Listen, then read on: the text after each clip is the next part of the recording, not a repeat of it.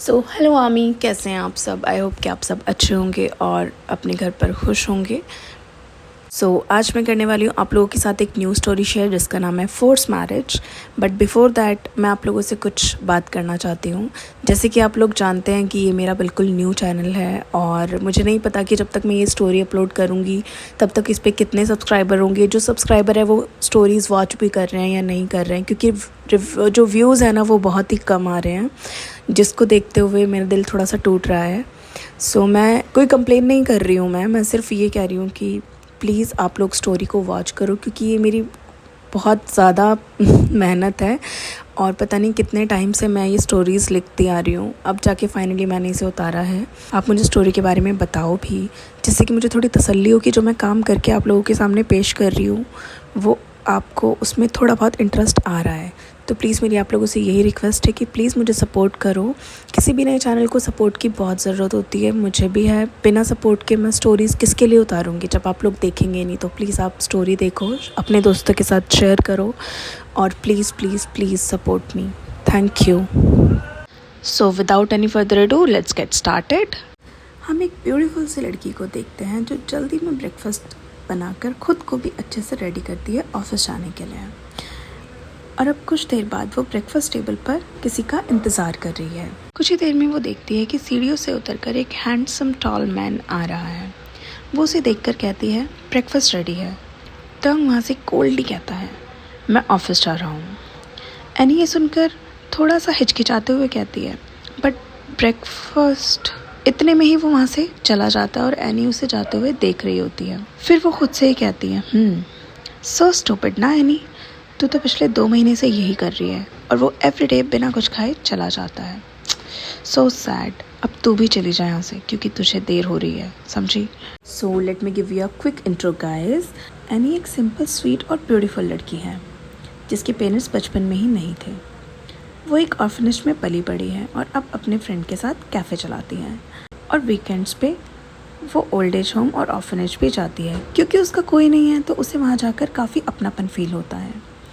Yes, बात करें तयोंग की तो तयोंग की दादी ने एनी को पसंद किया है। एनी तयोंग की दादी को हमेशा से ही पसंद थी और उनकी क्लोज भी थी, जिस वजह से उन्होंने तयोंग की शादी एनी से तय कर दी। क्योंकि तयोंग अपनी दादी से बहुत प्यार करता है और उनके बिना उनका कोई भी नहीं है, तो उसे अपनी दादी की बात माननी पड़ती है। कहने को शादी को 2 महीने हो चुके हैं, लेकिन तयोंग का बिहेवियर एनी के प्रति बिल्कुल भी नहीं बदला। वो तो ठीक से बात भी नहीं करता है उससे, लेकिन एनी अपने एफर्ट्स हमेशा डालती। Let's go back to the story now. Annie कहती है हे जिमिन, गुड मॉर्निंग। तो जिमिन रिप्लाई करता है गुड मॉर्निंग और पूछता है आज किया ब्रेकफास्ट। एनी फेस लटकाते हुए कहती है नो यार। जिमिन कहता है इट्स ओके डोंट वरी, सब ठीक होगा। एनी के कंधे पर हाथ रखकर स्माइल करके कहता है चलो कुछ डिस्कस करना है और हाँ, कुछ न्यू डिशेस भी ऐड करनी है, ऐसा सोचा है मैंने। तो तुम एक बार देख लो क्योंकि तुम ही हमारे कैफ़े की बहुत ही होनहार और काबिल शेफ़ हो। ये सुनकर एनी चकल करते हुए कहती है ओह कम ऑन, तुम भी ना, चलो इतने ड्रामा करने की ज़रूरत नहीं है। अब सीन शिफ्ट होता है तयोंग के ऑफिस में। तयोंग पूछता है कुकी आज का क्या शेड्यूल है। जंगकुक एंड तयोंग दोनों ही कॉलेज फ्रेंड्स हैं और साथ में काम भी करते हैं। जंगकुक बताता है बस कुछ मीटिंग्स हैं। जंगकुक बताता है कि शाम में एक क्लाइंट के साथ डिनर भी है। कुछ समय बाद तयोंग सारे काम निपटा कर कहता है चलो चलते हैं फिर। कहाँ पर जाना है डिनर के लिए। तब जंगकुक कहता है सुना है यहाँ पर एक कैफ़े है जिसका खाना काफ़ी पॉपुलर है आजकल, वहीं चलना है।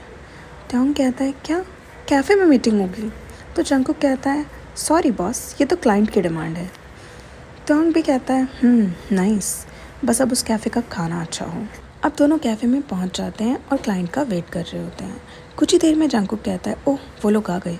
कुक एंड तयोंग सभी को ग्रीट करते हैं। इसमें मीटिंग के लिए आरएम और जेहोप आते हैं। तयोंग दोनों को गुड इवनिंग विश करता है और पूछता है जिनयोंग नहीं आए। तो आरएम कहता है यस, एक्चुअली उन्हें कुछ इम्पॉर्टेंट काम आ गया है तो हम ही लोग आए हैं मीटिंग के लिए। तयोंग कहता है oh it's okay, let's start. Jungkook कहते हैं क्या लेंगे आप लोग। तो आरएम कहते हैं यहाँ का खाना काफ़ी ज़्यादा फेमस है, हम यहाँ अक्सर आते हैं तो सोचा खाना भी खा लेंगे और मीटिंग भी हो जाएगी। और आप लोग भी यहाँ का खाना टेस्ट कर लोगे। इस बात पर सभी लोग स्माइल करते हैं। तब जेहोप बुलाता है ऑर्डर देने के लिए और वो कहता है हमारा वही ओल्ड वाला, और आप लोग क्या लेंगे। उनसे पूछकर भी वो सबका खाना ऑर्डर कर देता है। कुछ ही देर में खाना टेबल पर आ जाता है। कुछ ही देर में टेबल के पास एनी आती है, जिसे देखकर जेहोप एंड आरएम कहते हैं हे एनी, कैसी हो तुम, और आज तुम्हारे स्पेशल मेन्यू में क्या है। एनी उन्हें देखकर ग्रीट करती है और स्माइल करती है। तभी वो त्योंग को भी नोटिस कर लेती है। त्योंग एनी को देखकर शॉक्ड रह जाता है, क्योंकि वो नहीं जानता था कि एनी यही काम करती हैं। एनी भी अपने मन में सोचती है और कहती है क्या ये मिस्टर सड़ू कुमार यहाँ क्या कर रहे हैं, और ये यहाँ कैसे आ सकते हैं, ये तो मेरे हाथ का खाना खाते ही नहीं है। तब जेहोप कहता है हे एनी, कहाँ गुम हो गई हो। एनी कहती है कहीं नहीं हूँ, और कैसे हैं आप लोग। तो जेहोप कहता है हम लोग ठीक हैं, यहाँ बस एक मीटिंग के लिए आए हैं, इनसे मिलो। ये है मिस्टर किम तयोंग और ये है जियोन जंगकुक। उन दोनों को एनी से मिलवाते हैं और कहते हैं हे मिस्टर किम, ये एनी है ना, बहुत ही लाजवाब खाना बनाती है, सच में best chef in the world. जब से मैंने इसके हाथ का खाना खाया है हम लोग तो इसके फ़ैन हो गए हैं, और आज आप भी हो जाएंगे। ये सुनकर एनी स्माइल करके वहाँ से चली जाती है।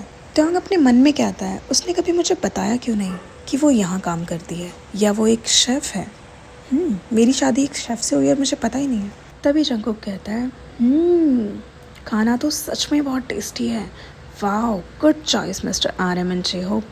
तो आरएम कहते हैं मिस्टर किम, खाना खाइए ना आप भी, क्या आपको खाना अच्छा नहीं लग रहा है। अंदर एनी नर्वसली इधर से उधर चक्कर लगाते हुए जिमिन से कहती है मेरे हाथ का खाना खाया, उसने मेरे हाथ का खाना खाया, देखो देखो क्या वो खा रहा है। तब जिमिन कहता है 1 मिनट शांत हो जाओ तुम, देखो मैंने कहा था ना एक ना एक दिन तो वो तुम्हारे हाथ का खाना खाएगा, और देखो आज वो दिन आ गया।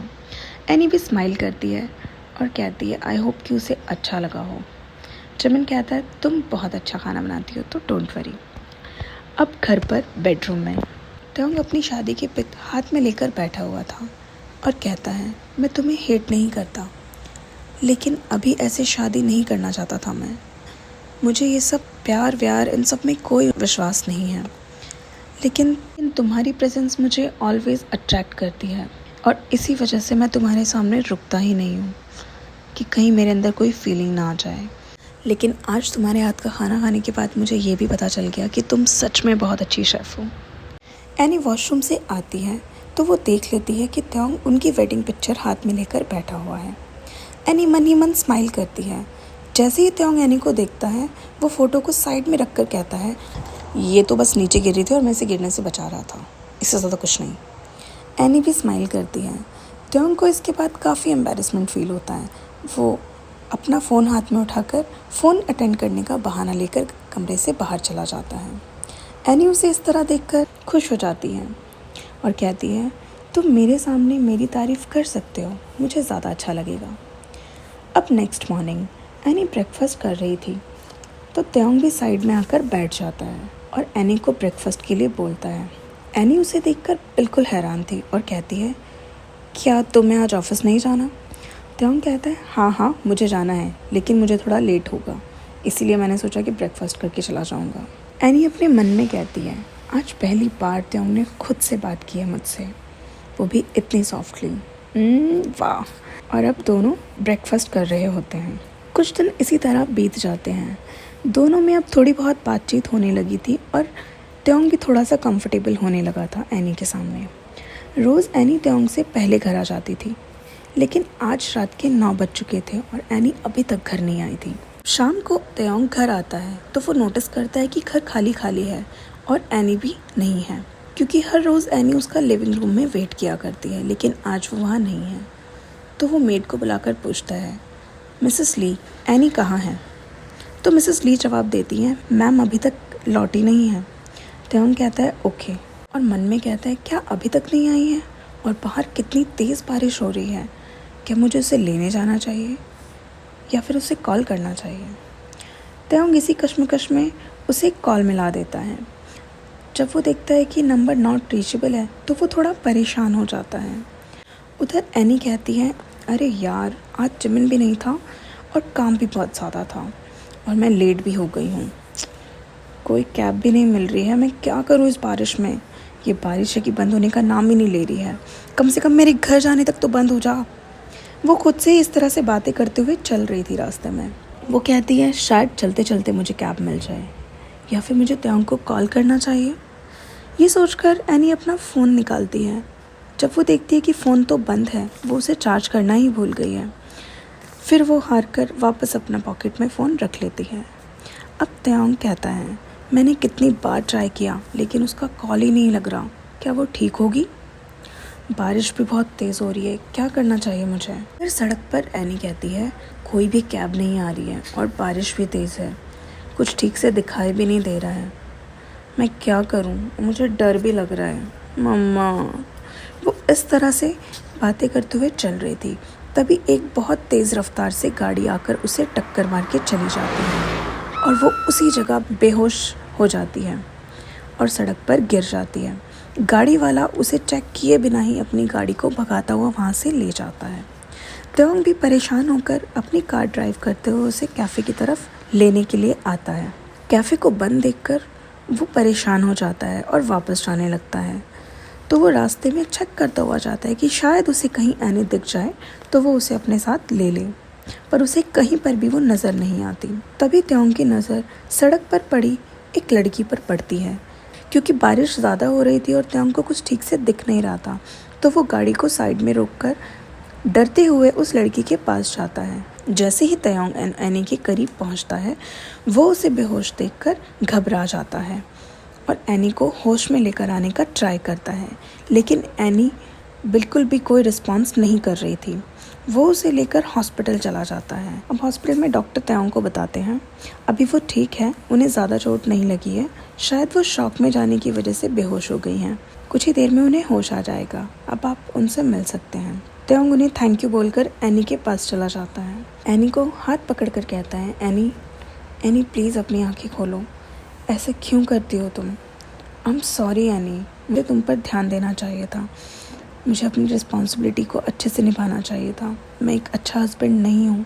एनी को धीरे धीरे होश आ रहा था, लेकिन त्योंग की बातें सुनना उसे अच्छा लग रहा था, तो वो बंद आंखों से त्योंग की बातें सुनती है, क्योंकि अगर उसने एक बार आंखें खोल ली तो त्योंग उससे बात करना बंद कर देगा। त्योंग कहता है I am sorry any, please उठ जाओ। त्योंग सैडली कहता है I am sorry any, please उठ जाओ, तुम जैसे कहोगी वैसे ही करूँगा, जैसे तुम मेरी केयर करती हो मैं भी तुम्हारी वैसे ही केयर करूँगा। एनी स्माइल करके कहती है प्रॉमिस? त्योंग उसे ऐसे देखकर कहता है यस प्रॉमिस, और उसकी आंखों से आंसू बह रहे होते हैं। एनी उसे ऐसे देखकर थोड़ा सा इमोशनल हो जाती है, क्योंकि उसके लिए कभी कोई नहीं रोया। एनी इस मोमेंट को कभी भी ख़त्म नहीं होने देना चाहती थी। वो चाहती थी कि वो मोमेंट यहीं फ्रीज़ हो जाए, क्योंकि उसके लिए त्योंग जैसा कोल्ड हार्टेड इंसान रो रहा है। उसे फील होता है कि उसने सब कुछ पा लिया। त्योंग उसे होश में आता देख कहता है रुको मैं डॉक्टर को बुलाता हूँ। अच्छा रुको, तुम पानी पियोगी? उसे इस तरह पैनिक करते हुए एनी त्योंग का हाथ पकड़ कर कहती है एक मिनट शांत हो जाओ, मैं ठीक हूँ। तुम क्या कह रहे थे, ज़रा फिर से तो कहना। त्योंग कहता है मैंने कुछ भी नहीं कहा, क्या तुम जाग रही थी? ये गलत बात है, तुमने ये सब जान के किया? एनी स्माइल करके कहती है मुझे बहुत अच्छा लग रहा था, तुमने पहली बार मेरे साथ इतने प्यार से बात की, और अगर तुम मुझसे हमेशा ऐसे प्यार से बात कर सकते हो तो मैं हमेशा अपना एक्सीडेंट करवा सकती हूँ।